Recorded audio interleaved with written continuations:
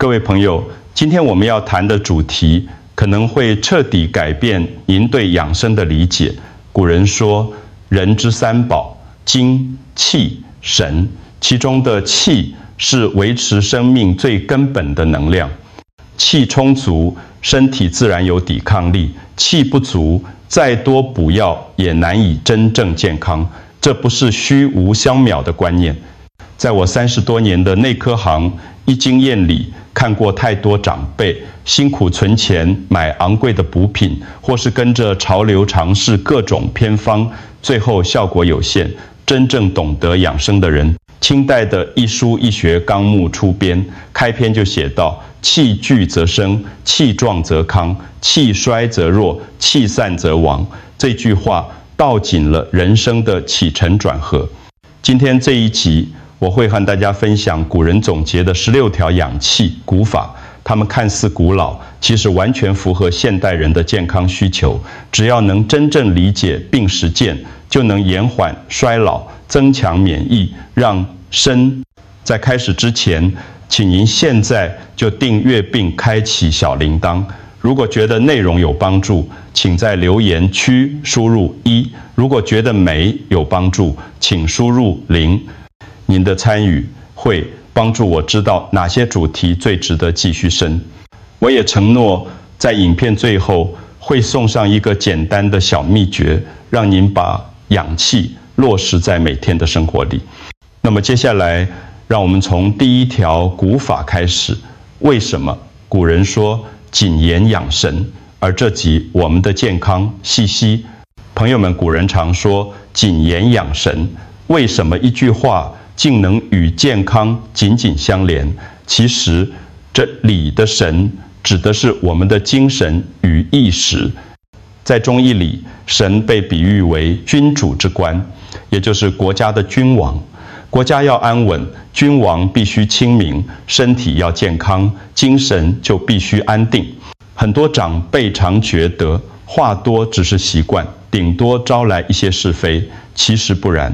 当我们说话过多，尤其是闲聊、抱怨，甚至说谎时，就会消耗大量心神。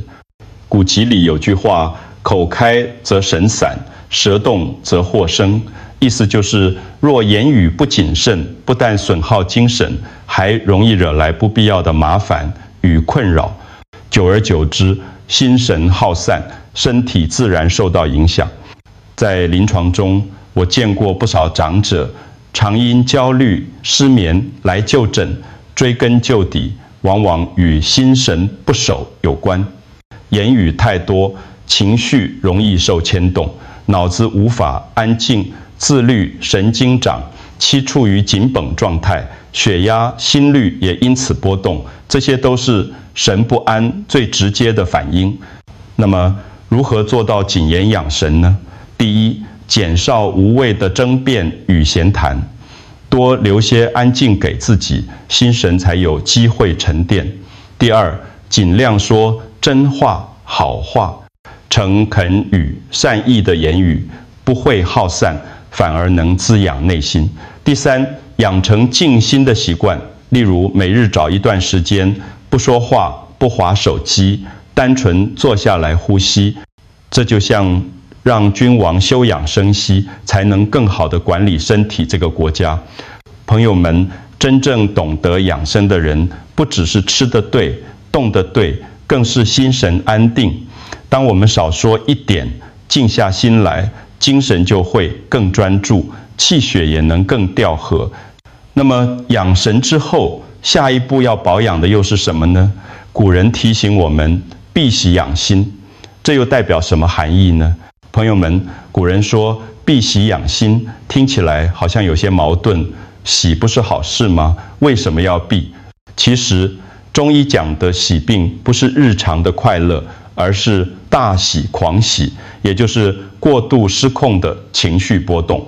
在《黄帝内经》里有句话：喜则气缓，意思是说，当人过度高兴时，心气会变得散乱，血脉失于调和。临床上，我曾遇过一位长辈，在退休宴上因为太过兴奋，当场心律失常，送医后才惊觉。原来喜极生悲并不是戏剧化的说法，而是真实存在的医学现象。过度的喜悦会让心火上亢，心肾的平衡被打破，心火不能下行，肾水也无法上承，结果就是心悸、失眠、头晕，严重时甚至诱发心脏疾病。相反的，真正有益的喜是一种温和的愉悦，就像微笑，内心平静却带足光亮，这才是滋养心气的最佳状态。那么我们要怎么避免过喜伤心呢？古人有3个方法。第一，少看重名利，若凡事过分追逐，就容易因得失而大喜大悲。第二，平时多练习情，蓄自控，当心情起伏太大时，先深呼吸，给自己一个缓冲。第三，当真的遇到让人欣喜若狂的情况时，可以用想一想最怕的事来拉回理智。这种方法能迅速压制心火，让情绪回到平衡。朋友们，养心病不是要我们天天愁眉苦脸，而是提醒大家，喜乐要适度，心气安定，血脉调和，我们才真正有力量安享生活。那么除了心以外，还有什么能影响我们的勇气与正气？接下来让我们谈谈古人所说的助人养胆。朋友们，古人说助人养胆，这句话听起来像是劝人行善，但其实背后还藏着深刻的医学智慧。中医认为，胆主决断也与一个人的勇气有关。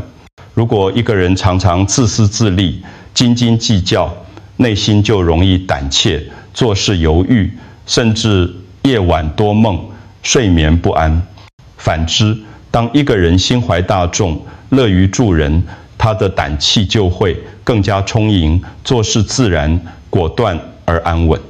老子在《道德经》里说过：“我所以有大患者，谓吾有身；及吾无身，吾有何患？”意思是，若只想到自己的得失，忧虑就会不断；若能少一点自我，多一点无私，就能放下许多恐惧。这不只是道德修养，更是养生的根本。在临床经验中，我曾观察到一些长期参与志工服务的长辈，虽然年纪大了，但精神状态特别明亮，面容开朗，心胸宽广。他们遇事少有，畏缩，血压与睡眠品质也往往比同龄人更稳定。这正是助人者自助的最佳写照。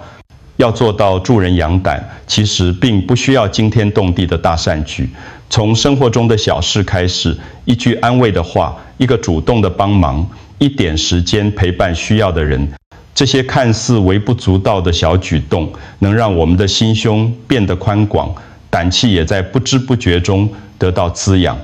朋友们，养胆不是要我们逞强，而是让内心少一份私欲，多一份光明。当心胸开阔，胆气充盈，人生就会少许多恐惧，多几分安定。那么除了勇气之外，还有什么情绪特别影响健康？接下来我要谈谈古人最重视的一句话：治怒养肝。朋友们，古人提醒我们治怒养肝，中医讲怒伤肝，这并不是夸张的说法。肝主疏泄，负责气机的调畅，就像是身体里的将军。如果这位将军长期被愤怒操控，气血运行就会失序，影响到全身。历史故事里，大家或许熟悉《三国演义》中周瑜被诸葛亮气死的情节，虽然带有戏剧色彩，但却反映了真实的医学原理。过度的愤怒会让肝气上逆，血压骤升，甚至导致血管破裂。临床上，我也见过不少肝病患者，性情多急躁，遇事容易动怒，长期下来，病情往往更难控制。那么如何治怒呢？首先要分清压抑和调节。单纯的压抑只会让怒气积存在心里，久而久之依然会损伤肝气。正确的方法是觉察到怒意时，马上提醒自己，生气会伤肝，透过深呼吸或暂时离开现场，让情绪有出口，却不至于爆发。这就是儒家所说的中和之气，在合理范围内调节，不过度，不极端。第二个方法是转移专注。当愤怒升起时，可以把注意力放在脚下的步伐、手中的动作，甚至窗外的一棵树，这样能迅速中断情绪的累积。第三，平时保持规律作息与适度运动，肝气调畅，就不容易被小事挑动。朋友们，真正的强者不是永远不生气，而是懂得在怒气升起时能够控制自己，不让它主宰人生。当我们做到治怒养肝，不仅情绪更平和，身体也会更有力量。接下来，我们再看看另一个常见的问题：为什么古人说少思养脾？朋友们，古人常说少思养脾，这句话背后蕴含着深厚的医学智慧。中医认为，脾主运化，是后天之本，负责将饮食、化胃气血，供养全身。但脾也主思，意思是当我们过度忧思、钻牛角尖，就会损伤脾气，让身体陷入虚弱。在临床中，我见过不少长辈，长期因为家庭或经济问题，整日忧心不断，最后不仅胃口差，还出现消瘦、面色萎黄、夜里失眠的情况。检查后病没有大毛病，但脾胃功能却明显下降，这正是思则气结的真实写照。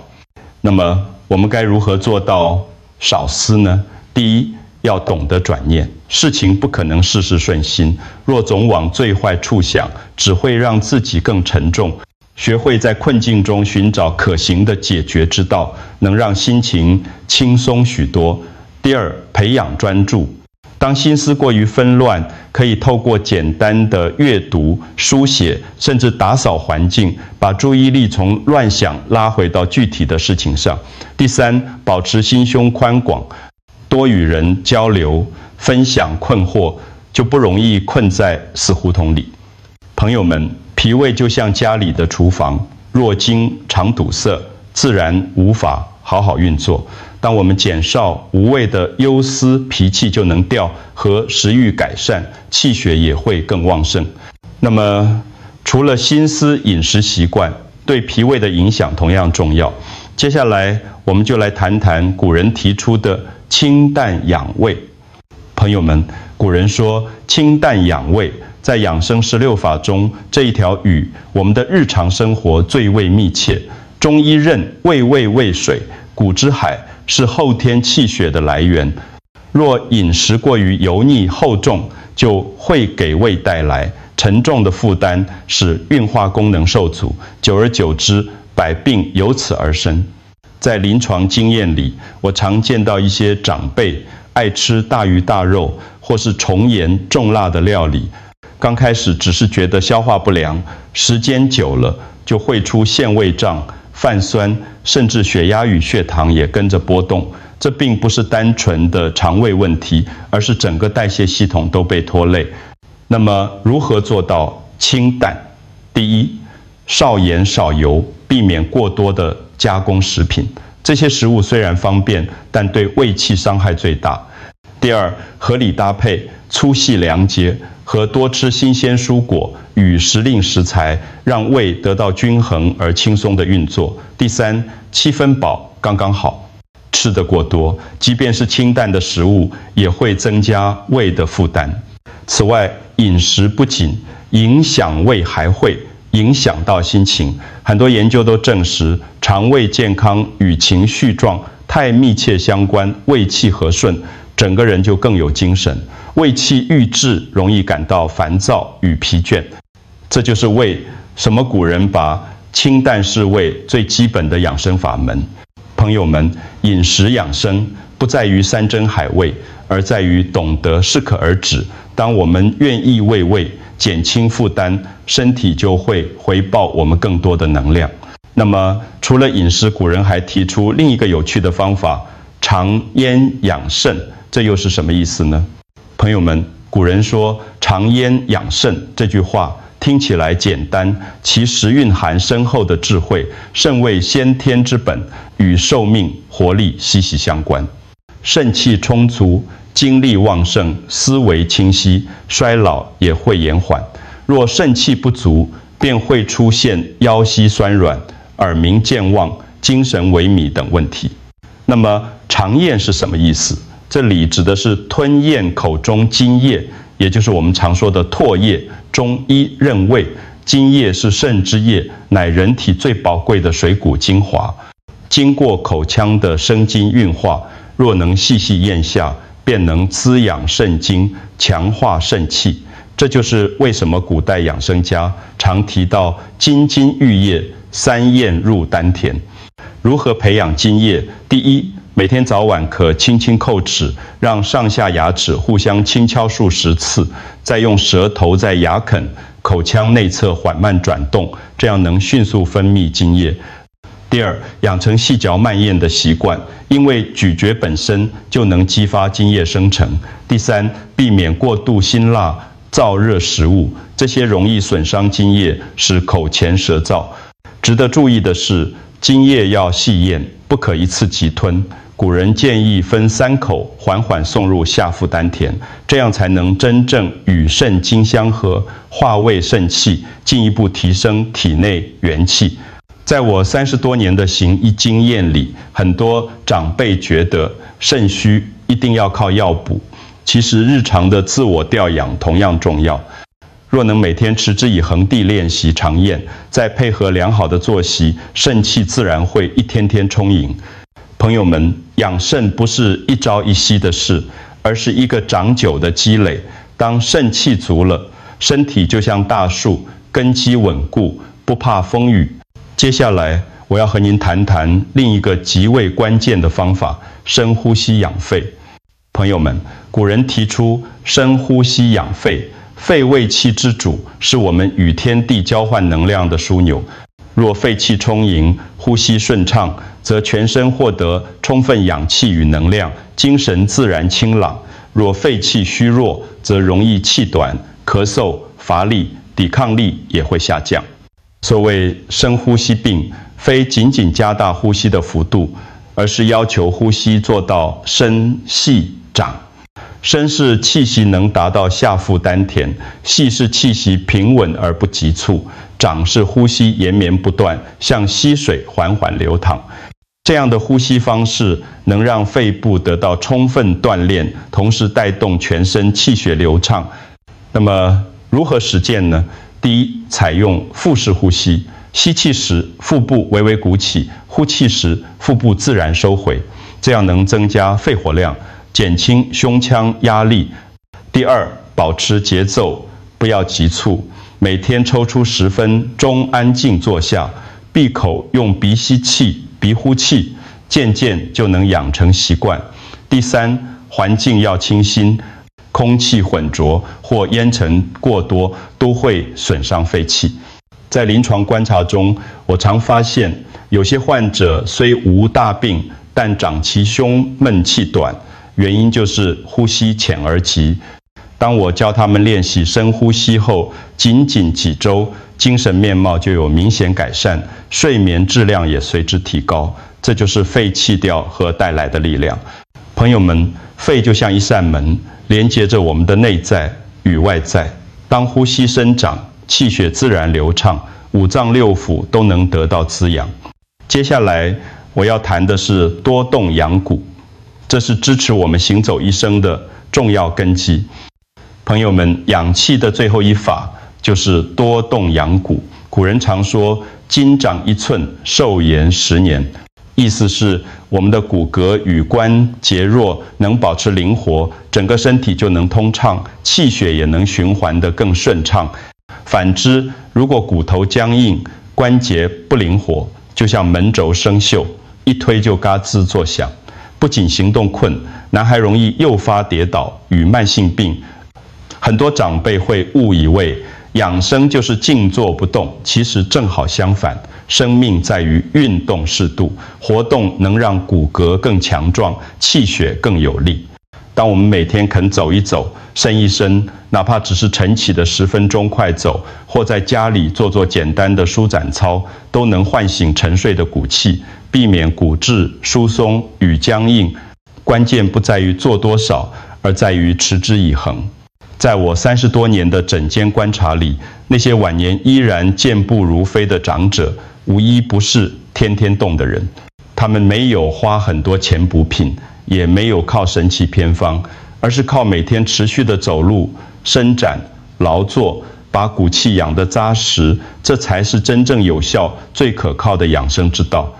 朋友们，今天我们一起走过了古人总结的16个养气秘诀，从慎言养神到多动养骨，每一条都不是空谈，而是数千年智慧的结晶。健康不是运气，而是选择。